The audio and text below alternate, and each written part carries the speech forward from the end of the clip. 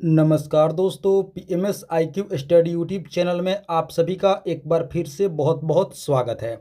दोस्तों, आज की वीडियो में भी हम लोग देखेंगे टॉप सामान्य ज्ञान के कुछ अति महत्वपूर्ण प्रश्न जो दोस्तों सभी प्रतियोगी परीक्षाओं के लिए बहुत ही महत्वपूर्ण होंगी। तो आइए दोस्तों, आज की वीडियो हम लोग शुरू करते हैं और देखते हैं टॉप जीके का क्वेश्चन। दोस्तों, वीडियो को आप लोग अंत तक जरूर देखिएगा, सभी प्रश्नों को अच्छे से समझिएगा। चलिए पहला प्रश्न देखते हैं। पहला प्रश्न है, सिंधु सभ्यता की मुख्य फसल क्या थी? दोस्तों, इसका सही उत्तर होगा ऑप्शन सी, गेहूं और जौ। जी हाँ दोस्तों, सिंधु सभ्यता की मुख्य फसल क्या थी? तो गेहूं और जौ थी। ऑप्शन सी हमारा बिल्कुल सही उत्तर होगा। चलिए अगले प्रश्न की ओर बढ़ते हैं। अगला प्रश्न है, WHO की स्थापना कब हुई थी? दोस्तों, WHO के बारे में आगे हम लोग बात करेंगे, पहले देखते हैं कि WHO की स्थापना कब हुई थी। तो इसका सही उत्तर आप लोग याद रखेंगे, ऑप्शन ए 7 अप्रैल 1948 ईस्वी में। जी हाँ दोस्तों, WHO की स्थापना कब हुई थी? तो 7 अप्रैल 1948 ईस्वी में। दोस्तों, WHO का पूरा होता है मतलब वर्ल्ड हेल्थ ऑर्गेनाइजेशन। क्या होता है दोस्तों? World Health Organization. इसका हिंदी में नाम होता है विश्व स्वास्थ्य संगठन। आप लोग याद रखेंगे। इसका मुख्यालय है जेनेवा। कहाँ पे है दोस्तों? तो जेनेवा, स्विट्जरलैंड में। आप लोग याद रखेंगे, स्विट्जरलैंड के जेनेवा में विश्व स्वास्थ्य संगठन यानी कि WHO का मुख्यालय है। इसका दोस्तों स्थापना कब हुआ था? तो आप लोग याद रखेंगे 7 अप्रैल 1948 ईस्वी को। दोस्तों, इससे रिलेटेड एक और फैक्ट्स आप लोगों को बताते हैं कि 7 अप्रैल को ही प्रतिवर्ष विश्व स्वास्थ्य दिवस मनाया जाता है। आप लोग यह भी याद रखेंगे, प्रतिवर्ष 7 अप्रैल को विश्व स्वास्थ्य दिवस मनाया जाता है, चूंकि दोस्तों इस दिन वर्ल्ड हेल्थ ऑर्गेनाइजेशन की स्थापना हुई थी। आप लोग याद रखेंगे, यानी कि WHO। आशा करते हैं इस प्रश्न को आप लोग अच्छे से समझ गए होंगे, सभी फैक्ट्स को अच्छे से आप लोग समझ गए होंगे। चलिए अब अगला प्रश्न देखते हैं। अगला प्रश्न है, गायनोकोलॉजिस्ट का संबंध किससे है? बतानी है दोस्तों कि गायनेकोलॉजिस्ट किससे संबंधित है, किनको कहा जाता है? तो आप लोग याद रखेंगे, महिलाओं का डॉक्टर। जी हाँ दोस्तों, गायनेकोलॉजिस्ट किनको कहा जाता है? तो आप लोग याद रखेंगे, महिलाओं के डॉक्टर को। यानी कि दोस्तों जो महिलाओं का इलाज करते हैं, महिला रोग विशेषज्ञ होते हैं, उन्हें गायनेकोलॉजिस्ट कहा जाता है। ऑप्शन बी हमारा बिल्कुल सही उत्तर होगा। चलिए अगले प्रश्न की ओर बढ़ते हैं। अगला प्रश्न है, जापान का राष्ट्रीय खेल कौन सा है? दोस्तों, जापान का राष्ट्रीय खेल आप लोग याद रखेंगे, जूडो। जी हाँ दोस्तों, ऑप्शन डी हमारा बिल्कुल सही उत्तर होगा। जापान का राष्ट्रीय खेल क्या होगा? जूडो। चलिए अगले प्रश्न की ओर बढ़ते हैं। अगला प्रश्न है, कबड्डी खेल के जन्मदाता किस देश को कहा जाता है? दोस्तों, बतानी है कि कबड्डी खेल किस देश का देन है, किस देश को जन्मदाता कहा जाता है कबड्डी का? तो आप लोग याद रखेंगे, ऑप्शन ए भारत। जी हाँ दोस्तों, अपना देश ही है जिसे कबड्डी का जन्मदाता कहा जाता है। कबड्डी खेल अपने देश का देन है, यानी कि भारत का देन है। चलिए अगले प्रश्न की ओर बढ़ते हैं। अगला प्रश्न है, शतरंज खेल के जन्मदाता किस देश को कहा जाता है? दोस्तों, अब बतानी है कि शतरंज खेल के जन्मदाता कौन देश है? तो इसका उत्तर आप लोग याद रखेंगे, इसका भी होगा भारत। जी हाँ दोस्तों, शतरंज खेल के भी जन्मदाता कौन सा देश है? तो आप लोग याद रखेंगे, भारत। ऑप्शन डी हमारा बिल्कुल सही उत्तर होगा।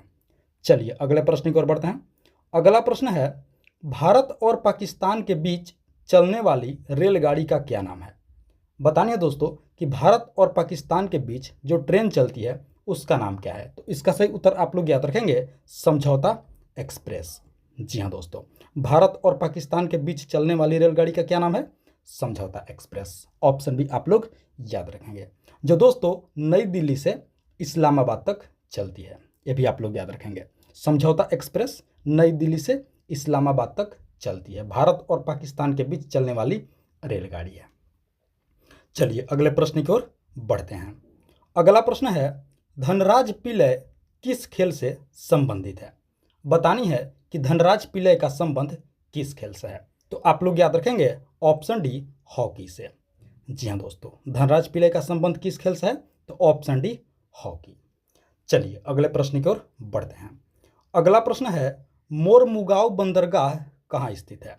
बतानिए दोस्तों कि मोरमुगांव नामक बंदरगाह किस राज्य में स्थित है। तो इसका सही उत्तर आप लोग याद रखेंगे गोवा में। कहाँ स्थित है दोस्तों? तो ऑप्शन सी, गोवा राज्य में स्थित है। चलिए अगले प्रश्न की ओर बढ़। अगला प्रश्न है, विश्व का सबसे बड़ा रेल मार्ग कौन सा है?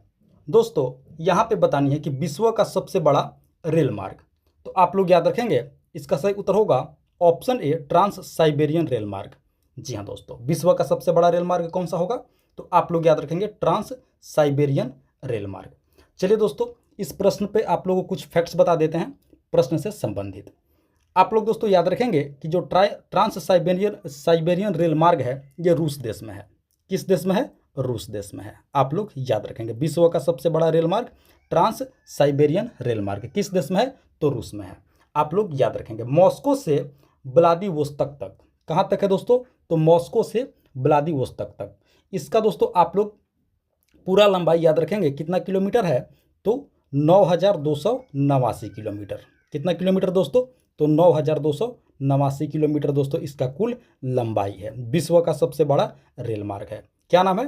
ट्रांस साइबेरियन रेल मार्ग। कौन से देश में है? तो रूस में। आप लोग याद रखेंगे कहाँ से कहाँ तक? तो मॉस्को से व्लादिवोस्तोक तक। चलिए अगले प्रश्न की ओर बढ़ते हैं। अगला प्रश्न है, विश्व की सबसे बड़ी रेल सुरंग कौन सी है? अब दोस्तों बतानी है कि विश्व की सबसे बड़ी रेल सुरंग क्या नाम है? तो इसका दोस्तों आप लोग याद रखेंगे इसका सही उत्तर होगा गॉटहार्ड बेस टनल, यानी कि ऑप्शन है हमारा बिल्कुल सही उत्तर होगा। गॉटहार्ड बेस टनल विश्व का सबसे बड़ा रेल सुरंग है दोस्तों। आप लोग याद रखेंगे किस देश में है? तो आप लोग याद रखेंगे स्विट्जरलैंड में है। किस देश में? तो स्विट्जरलैंड में।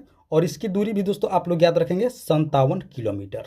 जी हाँ दोस्तों, 57 किलोमीटर है, स्विट्जरलैंड में है। क्या नाम है? तो गॉटहार्ड बेस टनल विश्व का सबसे बड़ी रेल सुरंग। ऑप्शन है हमारा बिल्कुल सही उत्तर होगा। चलिए अगले प्रश्न की ओर बढ़ते हैं। अगला प्रश्न है, उपनिषदों की कुल संख्या कितनी है? बतानिए दोस्तों कि कुल कितने उपनिषद हैं? तो आप लोग याद रखेंगे कुल हैं 108।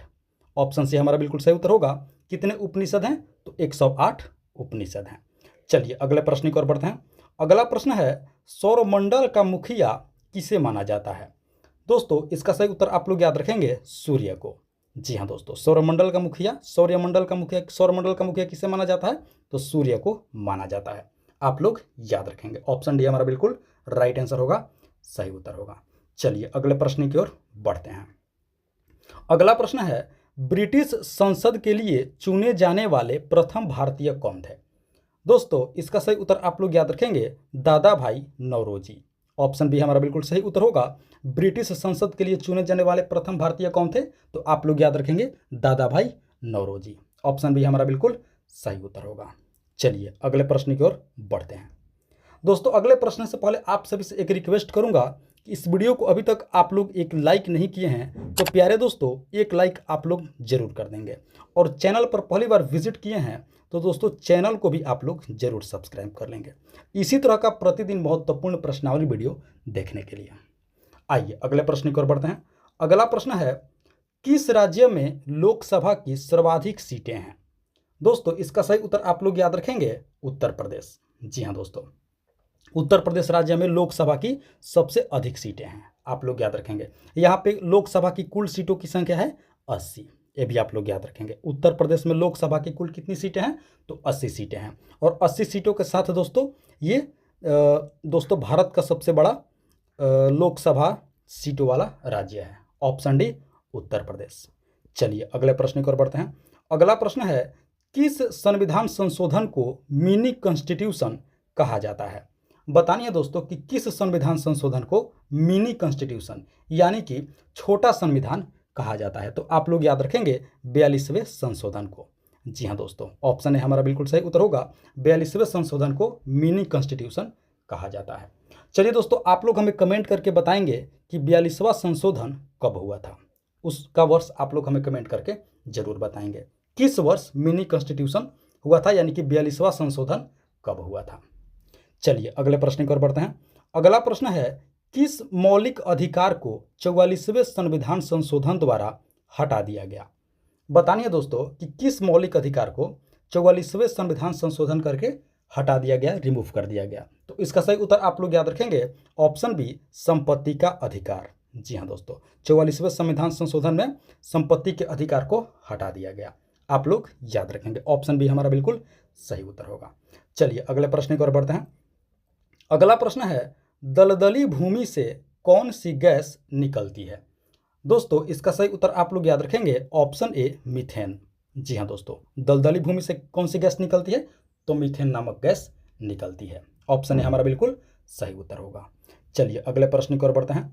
अगला प्रश्न है, निम्न में से कौन सी गैस आग को जलने में मदद करती है? बतानी है कि इनमें से कौन सी गैस है जो आग को जलने में मदद करती है, आग को बढ़ने में मदद करती है। तो इसका सही उत्तर आप लोग याद रखेंगे ऑप्शन बी, ऑक्सीजन।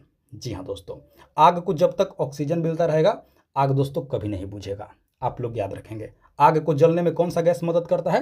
तो ऑक्सीजन गैस मदद करता है। ऑप्शन बी हमारा बिल्कुल सही उत्तर होगा। चलिए अगले प्रश्न की ओर बढ़ते हैं। अगला प्रश्न देखते हैं। अगला प्रश्न है, राष्ट्रपति का अध्यादेश कितने समय के लिए लागू रहता है? बतानी है दोस्तों कि जो राष्ट्रपति अध्यादेश लागू करते हैं वो कितने समय के लिए लागू रहता है? तो आप लोग याद रखेंगे 6 माह के लिए। जी हाँ दोस्तों, ऑप्शन सी हमारा बिल्कुल सही उत्तर होगा। राष्ट्रपति का अध्यादेश कितने समय के लिए लागू रहता है? तो 6 माह के लिए लागू रहता है। ऑप्शन सी हमारा बिल्कुल सही उत्तर होगा। अगला प्रश्न है, तंबाकू में कौन सा हानिकारक तत्व पाया जाता है?